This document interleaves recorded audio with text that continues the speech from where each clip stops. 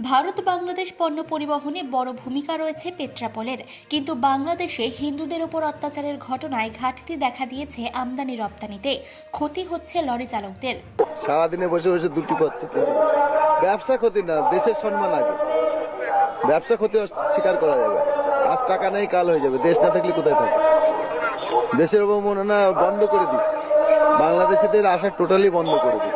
আমরা এই ব্যবসা করব না, অন্য কাজ করব, কিন্তু দেশের অবমাননা করে তাদের জামাই আদর করার কোনো প্রয়োজন নেই।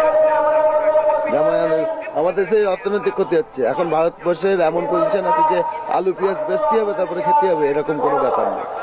ভারত এখন বিশ্বের অনেক উপরে চলে গেছে। আমরা চাই এইভাবেই থাকুক, কিন্তু দেশের অসম্মান আমরা শিখতে হবে। সে যে দেশেই পতাকা হোক, সব দেশ সবার কাছে সমান। ভারতের পতাকা ভারতীয়দের কাছে সমান, বাংলাদেশের কাছে সমান। কিন্তু আপনি আমার ভারতীয় পতাকার অবমাননা করবেন, আর আপনাদের এখানে এসে চিকিৎসা দেওয়া হবে অর্থনৈতিকের জন্য, বা তাদেরকে জামাই আদর করে রাখা হবে, এগুলো ঠিক করা হবে। মানসী বসুর রিপোর্ট, চেতনা বার্তা। জেগে থাকে, জাগিয়ে রাখে।